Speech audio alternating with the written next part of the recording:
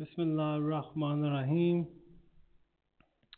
Yesterday, I took you through the whole journey that Imam Hussain al-Islam and with his family and his companions had made, leaving from his home in Medina to Mecca, and then from Mecca heading towards Kufa, but halfway forced into an empty desert place called Karbala. As our majalises continue, tonight is the night to remember On and Muhammad. Firstly, I want to begin with a short story. A young man, he used to come to Karbala, to Imam Hussain al-Islam shrine, to do the ziyarat regularly. This one time, he gets to Imam shrine and says, Assalamu alaikum, Ya Abu Abdullah. The Imam replies back to him. One alim was near to him. He heard the reply at the young man and was amazed. He went up to him and asked, O young man, who gave this reply? It was a loud, clear voice. He said, it was my Imam Hussain al-Islam. I always hear it, he says. Do you not hear it? Asked the young man. I do not hear it, the alim said. So then alim asked further, what did you do that allowed you to hear the Imam's reply? What great deed did you do? He said, listen, Sheikh, I live 40 kilometers from Karbala, and both my parents are too old and unable to walk. I carried each one once a week on my back to the shrine of Ya Hussain. Every Thursday night, the night of Shab-e-Jummah, I would take turns to bring them. One week it would be my father's turn, and the following week it would be my mother's turn. On this particular occasion, 15 Shaban also fell on Shab-e-Jummah. This was a very great night for worship, and it was the turn of my father. So I carried him on my shoulders and took him. When I got back that night, I saw my mother, who was sat with tears in her eyes. So I asked her, what has happened? She said, it's such a great night and I too wanted to go to Imam Hussein's shrine.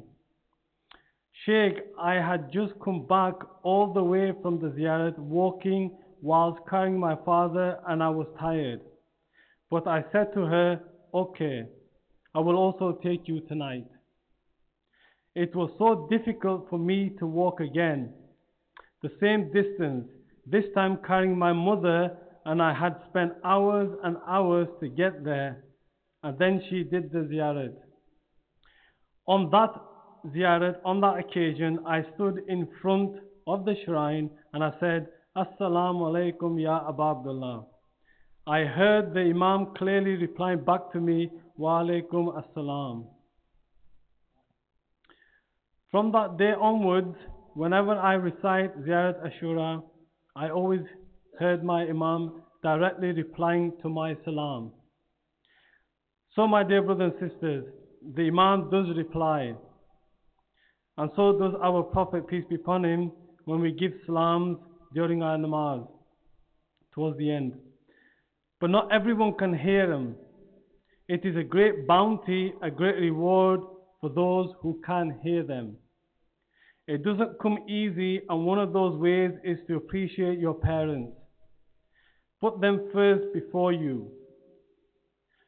Obviously, kids nowadays, they tend to ask more from their parents than they give back to them. It's about the jihad of nafs, resisting evil deeds to get the higher station. You should always try to please your parents and avoid deeds that may hurt their feelings. especially when they get old and short-tempered. In old age, people do tend to ask unusual demands and claims, but it should be tolerated cheerfully without any resort to anger or frustration.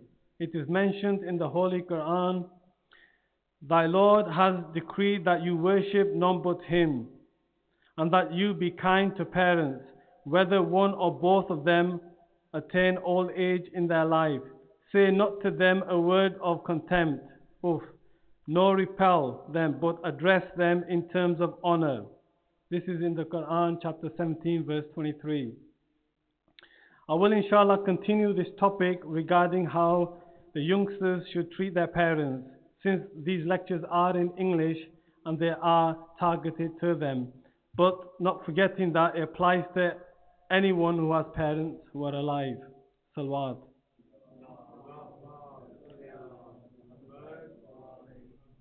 So why did I state this story? Hussein al-Islam is in Karbala. He hardly has 72 men with him. They are not all grown-up adults. Some of Hussein's men are children. First, let us send our salams to those mothers of Karbala who sacrificed their children for Islam. Luckily are those mothers of Karbala whose children willingly and happily sacrificed their young lives for Islam. Tonight, let us first comfort those mothers of Karbala who were proud to sacrifice their children for Islam. The night of the 9th of Muharram came, Ashura night, a very tragic night, and the last night of the martyrs of Karbala. No one in Hussein's camp slept on Ashura night. Men spent the whole night praying, reciting du'as and the Holy Quran. Mothers of Karbala were preparing their children. The next day was Ashura day, the day of the battle of Karbala. What were the mothers telling their children? Did they say, "Be careful"? Did they say, "Hide and save your lives"? No. They were telling their children to sacrifice their lives. They were telling them to die. Didn't they love their children? Of course they did. They had the heart of a mother. They were proud of their children. They loved their children very much. Then why were they telling their children to sacrifice their lives to die? The reason why this is because of this greater good, the greater benefit. Why? Because they knew Imam Hussein was on the right path. Why? Because their sacrifice would save Islam. Why? Because Allah subhanahu wa ta'ala would be pleased with them. Now listen to what the mothers of Karbala were telling their children on the night of Ashura. Layla is with her son Ali Akbar al-Islam. "My darling son, Ali Akbar, tomorrow is the day of the battle, my son. Ali Akbar, remember your life is not more important than the life of your father. Your father's life will be in danger tomorrow. My darling, don't hesitate to give your life to protect your father's life." Rabab is with her baby Ali Asghar. "My baby Asghar, I wish you were a young man. I would have sacrificed your life to save your father's life." Farwa is with her son Qasim al-Islam. "Qasim, my son, my darling, if your father was alive today, he would have sacrificed his life first. My darling, don't embarrass me in front of your father on the day of judgment. Qasim, my son, do not hesitate to sacrifice your life to protect your uncle's life." Tonight is the night of these two children, Owen and Muhammad. Owen is only 13-year-old, and Muhammad is only 11 years old. Bibi Zainab al-Islam is with her two sons. She says, "My sons, Owen and Muhammad, tomorrow is the day of battle. Your uncle Hussein's life will be in danger. My darlings, if anything happens to Uncle Hussein while you are still alive, I will be filled with shame. My own Muhammad, I will not be able to face your grandmother Bibi Fatima Zahra Islam on the day of judgment. Please, my dearest sons, don't let me down. Be the first ones to sacrifice your lives." Then when Ashura came, Ali Akbar Islam gave the adhan. Imam Hussain Islam led the Fajr prayers. The day was already very hot. Battle began. Imam Hussein's army of 72 thirsty and hungry men against around 30,000 of Yazid's men. Hur al-Islam went to the battlefield and was martyred by Yazid's beasts. One by one, Hussein's company went to the battlefield and were killed. Since dawn, Bibi Zainab al-Islam was watching the bodies being brought to the tent one by one. She called her son, O Muhammad, my sons, what are you waiting for? Why are you not being to the battlefield yet? Go and fight the enemies of Islam. Mother, since dawn we have been to Uncle Hussein many times for permission to fight. He keeps refusing us. Mother, you help us. Ask Uncle Hussein to give us permission to fight the jihad. Bibi Zainab al-Islam called her brother Hussein to her tent. Brother Hussein, I have been like a mother to you, haven't I? Hussein, your mother is begging you, let Ona Muhammad go to battlefield. Zainab, my sister, jihad is not wajib on children. How can I let my sister's sons be killed while I am still alive? No, Zainab, no. Hussein, my brother, if Ali Akbar dies before Ona Muhammad, how will I be able to face our mother on the day of judgment? My brother, I will be filled with shame. Please, brother, let them go. Hussein saw the disappointment on Bibi Zainab's face. Her eyes were filled with tears. Hussein put his arms around Ona Muhammad and led them to their horses. He kissed them and helped them mount their horses. Ona Muhammad rode out onto the battlefield. They fought bravely together. They were the grandsons of Jafar and Ali. They pushed the enemies back. Hundreds of Yazid's men were killed. Abbas and Hussein watched the two brothers fight so fiercely despite being thirsty for 3 days. Abbas, who had trained Ona Muhammad in the art of sword fighting, was filled with pride. Umar ibn Sa'd, Yazid's commander, got worried. He ordered his soldiers to separate the two brothers and then attack them from all sides. Ona Muhammad was separated. Each one was then surrounded by Yazid soldiers. The two brothers were attacked by horsemen running from one side to another. Ona Muhammad were attacked with arrows, swords, spears and daggers from all sides. How much can two young children, thirsty and hungry for 3 days, can take? As they fell, they called out for their uncle. Uncle, come quickly. Uncle, come and help us.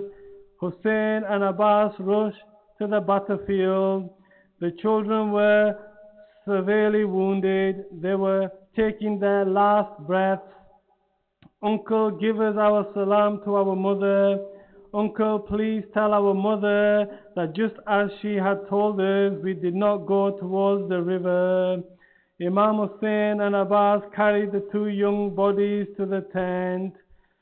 Ali Akbar cried out, my brothers Ona Muhammad have been killed. Zainab al-Islam heard the cry from her tent. She did not cry. She laid her musalla, a praying mat, and performed a sajda. Ya Allah, I thank you for accepting my sacrifice. Ya Allah, I am proud of my two sons who have given their lives for Islam. Ona and Muhammad's bodies were laid on the floor. The ladies gathered around. They cried and did their matam. Ya Ana, Ya Muhammada, Ya Ona, Ya Muhammada. Zainab al-Islam did not cry. She didn't do any matam for Ona Muhammad. They say that throughout the journey of Karbala to Kufa and from Kufa to Sham, Bibi Zainab did not once cry for her two sons, but instead she continuously cried for her brother Hussein al-Islam. Even when the heads were given back to the mothers, all the heads were taken except the two that nobody claimed these heads of Ona Muhammad. They were just left there. When she got back to Medina to her house, they say that her husband, Abdullah ibn Jafar Islam, did not recognize her at all because she had white hair and a bent back, just like her mother when she came out of Masjid Nabi. She had endured so much and had seen so much. It's so hard to imagine when she told her husband of the detail of what had happened. Some say at this point that her husband started to shake and fell on the ground. Bibi Zainab al-Islam replies, "My dear husband, your reaction is from the words I've just told you of what happened. I actually went through all this." When she went into the bedroom of her two sons and saw their clothes, their empty beds, their prayer mats, then her motherly heart broke. She started to cry for the first time. "Oh my sweet sons, Ona Muhammad, how I used to see you wake up in the morning from your beds, but instead you are lying asleep miles away on the hot plains of Karbala, never to hold you again." Inna lillahi wa inna ilayhi raji'un.